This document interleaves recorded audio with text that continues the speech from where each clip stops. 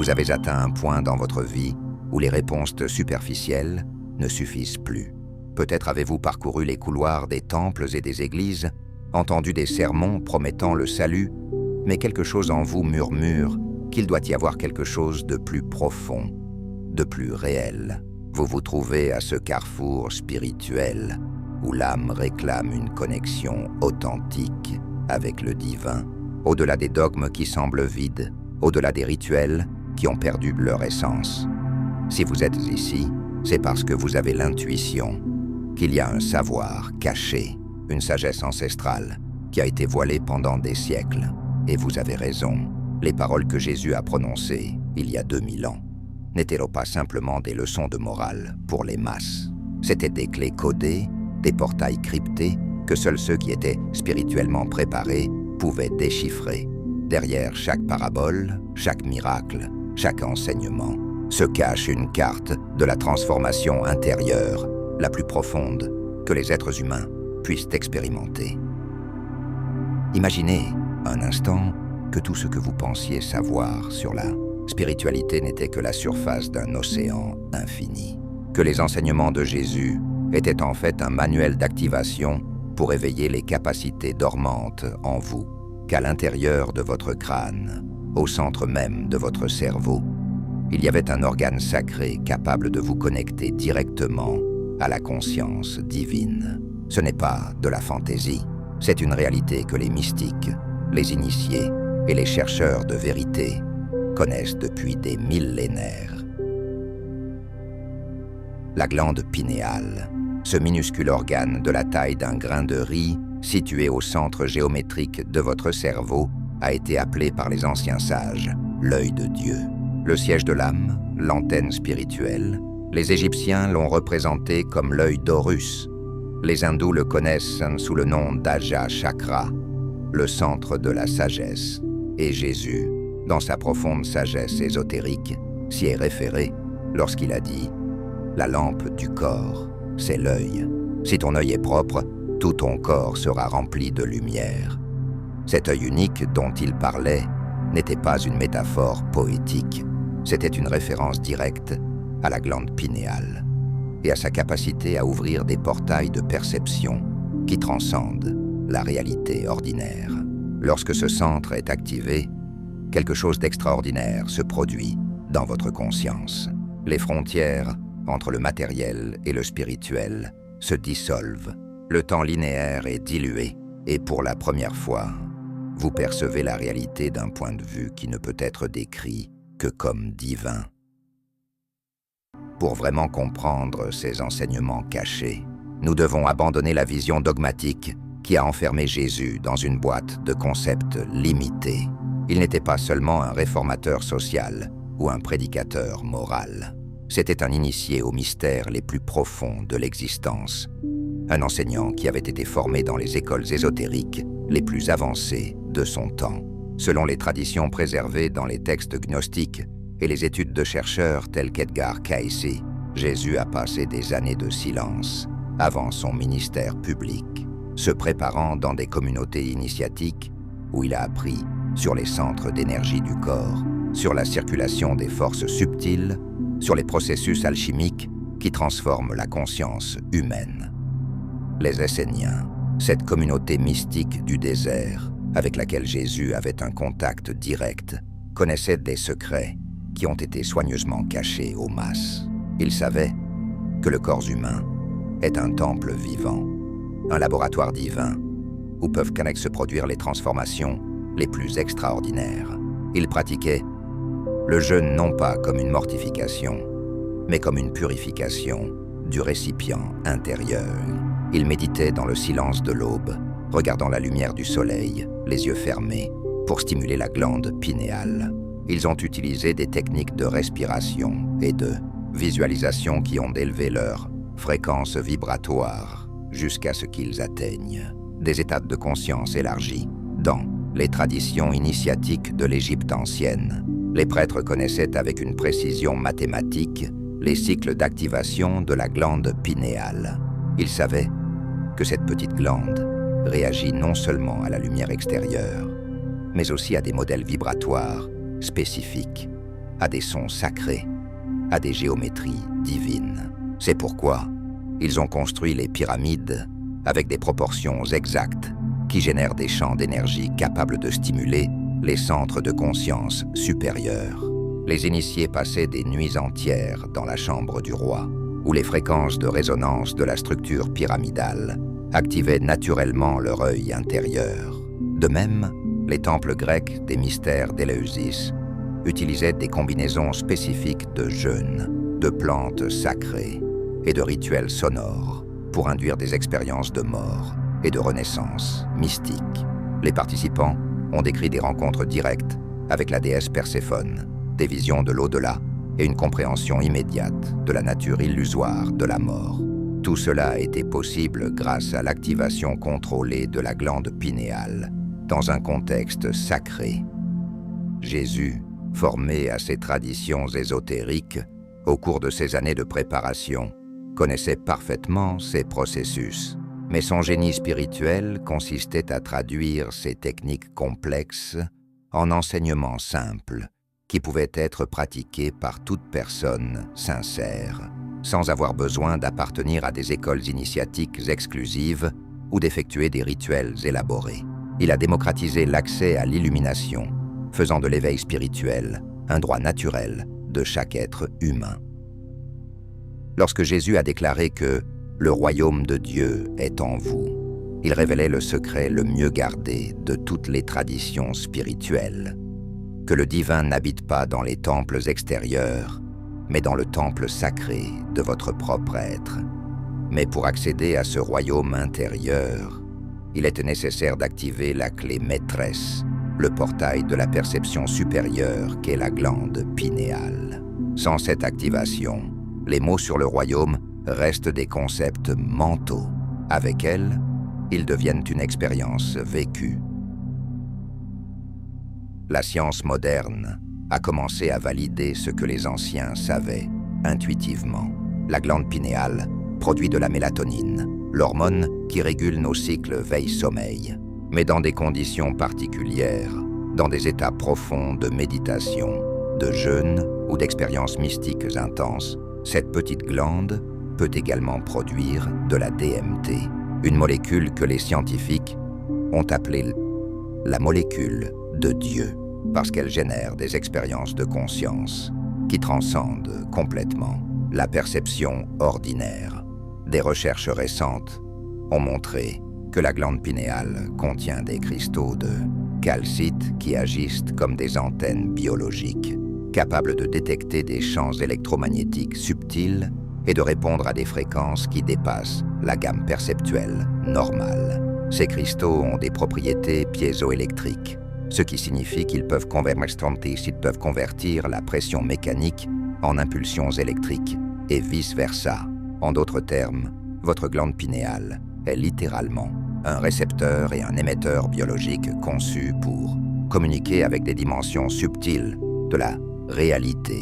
Lorsque les anciens maîtres parlaient de ouvrir le troisième œil, ils ne se référaient pas à quelque chose de mystique et d'abstrait, mais à l'activation consciente de ce système sophistiqué de perception. Les yogis qui développent une vision intérieure peuvent percevoir des auras, des champs d'énergie et même des événements futurs. Les chamans qui activent leur œil spirituel peuvent voyager consciemment dans d'autres dimensions et apporter des informations de guérison. Les mystiques no chrétiens qui éveillent leur vision christique éprouvent des extases divines et reçoivent des révélations directes du sacré. Ceux qui ont fait l'expérience de ces états décrivent des visions de lumière indescriptibles, des sensations d'unité universelle, des rencontres avec des présences divines et une connaissance directe de vérité qui ne peuvent être expliquées par des mots. Cela ne vous rappelle-t-il pas les expériences des prophètes, des saints, des mystiques de toutes les traditions? Ils ont tous accédé au même portail intérieur, ils ont tous bu à la même source de lumière. Les pratiques que Jésus a enseignées à ses disciples les plus proches étaient spécifiquement conçues pour activer ce centre sacré. Le jeûne, par exemple, n'était pas une simple privation de nourriture. Il s'agissait d'une technique précise pour purifier le corps physique et à éliminer les interférences denses qui bloquent la perception subtile. Lorsque vous jeûnez consciemment, votre corps entre dans un état vibratoire plus élevé. Le sang est purifié, l'esprit est clarifié et la glande pinéale peut commencer à résonner avec des fréquences plus élevées. Pendant le jeûne de 40 jours dans le désert, Jésus ne s'est pas seulement privé de nourriture physique, mais s'est plongé dans un processus alchimique complet de transmutation intérieure. Les textes gnostiques décrivent comment, au cours de cette période, leur conscience s'est élargie pour englober de multiples dimensions de la réalité. Il a affronté les tentations de l'ego, non pas comme des batailles externes, mais comme des processus internes de purification, où chaque aspect de sa personnalité limitée a été transformé par le feu de la conscience christique. La prière profonde que Jésus a pratiquée n'était pas non plus une répétition mécanique de mots. C'était une forme de méditation active, un état de communion vibratoire avec le divin. Lorsqu'il a dit « Entre dans ta chambre et ferme la porte, prie ton Père qui est dans le secret », il décrivait une technique spécifique d'intériorisation. La pièce est l'espace sacré de votre conscience. Fermer la porte signifie détourner son attention des sens extérieurs et la diriger vers le centre de son être, vers le point où réside la présence divine. Dans cet état de silence profond, quelque chose d'extraordinaire commence à se produire. La glande pinéale, qui reste normalement dormante chez la plupart des gens, commence à s'activer. Vous pouvez ressentir une légère pression au centre de votre front, une sensation d'expansion au sommet de votre tête, ou des perceptions de lumière avec les yeux fermés.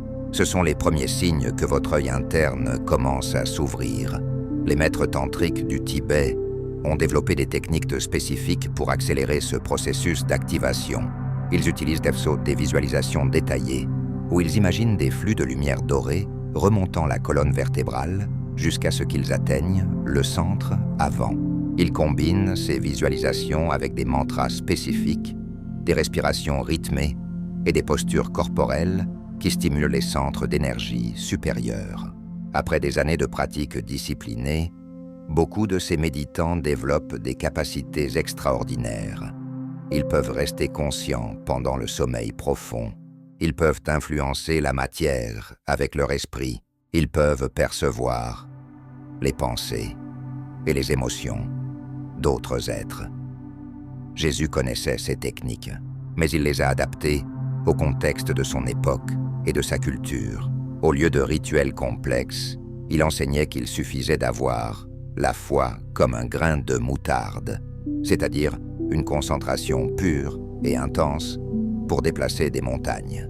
Au lieu d'années de préparation ésotérique, il promit que le royaume serait accessible à quiconque le chercherait sincèrement. Il a transformé l'illumination d'un exploit réservé à quelques privilégiés en une possibilité ouverte à tout cœur humain qui aspirait à la vérité. Les textes gnostiques qui ont été exclus de la Bible officielle contiennent des enseignements encore plus directs sur ces processus. Dans l'évangile de Thomas, Jésus dit « Quand tu feras des deux un seul, et que tu feras de l'intérieur l'extérieur comme l'intérieur, et du haut comme du bas, alors tu entreras dans le royaume. » Cette phrase hermétique décrit parfaitement l'état de conscience unifié qui émerge lorsque la glande pinéale est complètement activée. Dans cet état, les dualités dont nous faisons normalement l'expérience, intérieure et extérieure, matérielle et spirituelle, humaine et divine, se révèlent comme des illusions de perception limitée. Vous découvrez que tout est, que la séparation n'est qu'une construction de l'esprit conditionné, et que votre vraie nature est la conscience pure, la lumière infinie, l'amour inconditionnel. Cet éveil n'est pas seulement une expérience mystique abstraite, transformez complètement votre façon de vivre. Lorsque votre glande pinéale est active, vous développez ce que nous pourrions appeler une vision spirituelle. Vous commencez à percevoir les modèles cachés qui relient toutes choses. Vos rêves deviennent plus lucides et plus significatifs. Votre intuition s'aiguise en un guide fiable. vous développez une capacité naturelle à vous guérir vous-même et à émaner une présence qui guérit les autres. Les anciens alchimistes européens comprenaient ce processus comme le grand œuvre, la transformation du plomb de la conscience ordinaire en or de la conscience éclairée. Ils ont utilisé des laboratoires externes pour expérimenter avec des métaux et des produits chimiques, mais ils savaient que le véritable laboratoire était le corps humain et que la véritable transmutation se produisait lorsque les énergies denses de l'ego étaient transformées en la pure lumière de l'esprit éveillé. Paracelse, l'un des plus grands alchimistes de l'histoire, a écrit que le corps est le récipient, l'esprit est le feu et le cœur est la matière première. Il a expliqué que lorsque ces trois éléments travaillent en harmonie, lorsque le corps est purifié, l'esprit est concentré et le cœur est ouvert, alors le grand œuvre se produit naturellement. L'activation de ce qu'il a appelé le soleil intérieur, qui n'est rien d'autre que la glande pinéale fonctionnant à sa capacité maximale. Mais peut-être le plus extraordinaire de tous, vous commencez à vivre à partir de ce que Jésus a appelé la conscience du Christ. Cela ne signifie pas devenir chrétien au sens religieux traditionnel. Cela signifie incarner la même fréquence d'amour, de sagesse et de compassion que Jésus a manifesté. Cela signifie s'éveiller à sa propre nature divine et vivre de cette vérité. La crucifixion, vue sous cet angle ésotérique, prend un tout nouveau sens. Le Golgotha, le lieu du crâne, représente symboliquement votre propre crâne, l'endroit où la crucifixion de votre ego limité doit se produire pour que votre Christ intérieur puisse naître. La croix n'est pas seulement un symbole de souffrance, mais le point d'intersection entre la conscience humaine horizontale et la conscience divine verticale. Le moment où ces deux dimensions se rencontrent et s'unifient au centre de votre être.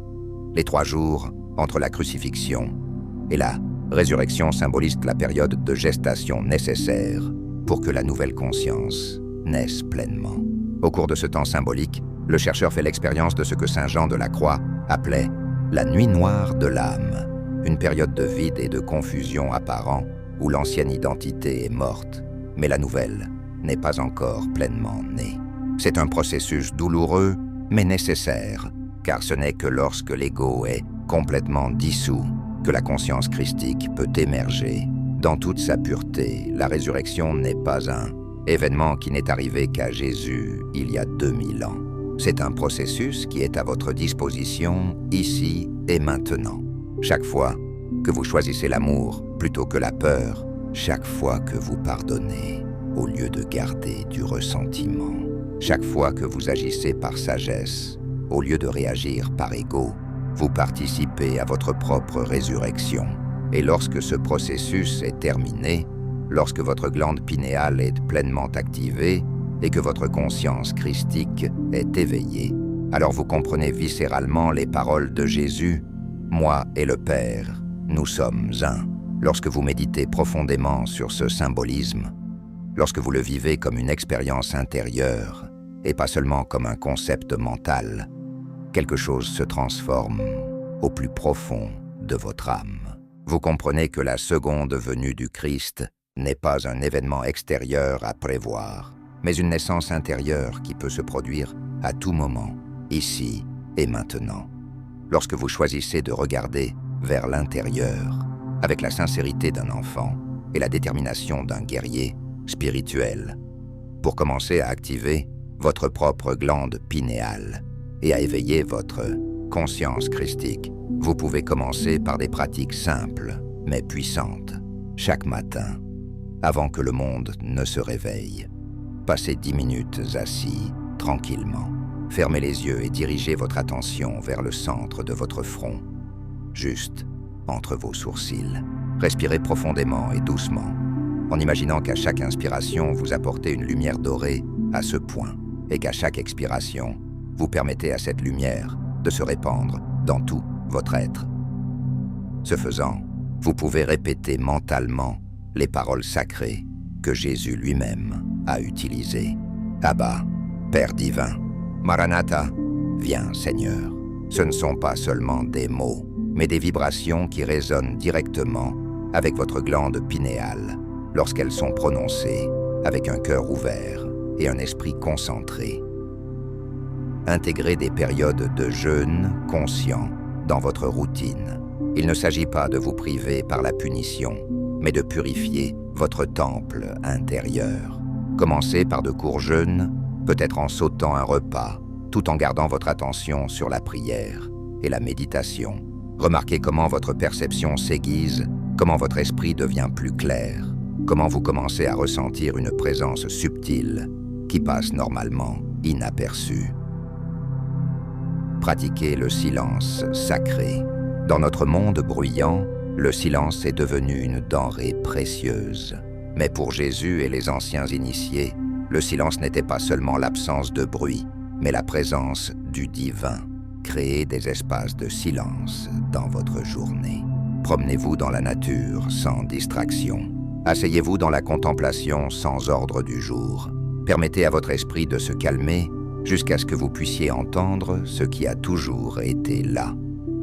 La voix silencieuse de votre âme. Regardez vos rêves avec une nouvelle attention. Lorsque la glande pinéale commence à s'activer, les rêves deviennent plus vifs, plus significatifs, plus prophétiques. Gardez un journal de rêves à votre chevet. Avant de dormir, demandez à votre conscience supérieure de vous révéler des vérités importantes à travers les rêves. Vous serez étonné de la sagesse qui peut émerger lorsque vous donnez à votre œil intérieur un espace pour s'exprimer. Cultivez la perspicacité du cœur dans votre vie quotidienne. Lorsque vous regardez une autre personne, entraînez-vous à voir au-delà de ses apparences extérieures. Essayez de percevoir la lumière divine qui habite en vous. Peu importe à quel point elle peut être cachée par la douleur, la peur ou l'inconscience. Cette pratique transforme non seulement votre perception des autres, mais active également votre propre vision spirituelle. Nourrissez votre corps avec conscience. Les anciens savaient que ce que vous mangez affecte directement votre capacité à percevoir subtilement.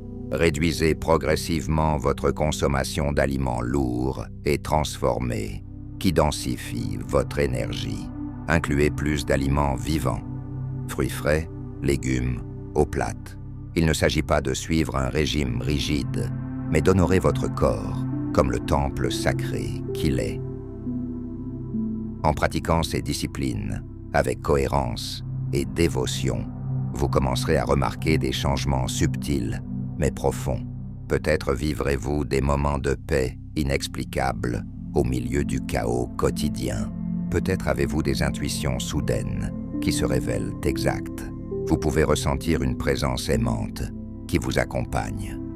Surtout dans les moments de silence. Ce sont les prémices de l'éveil, de votre œil intérieur.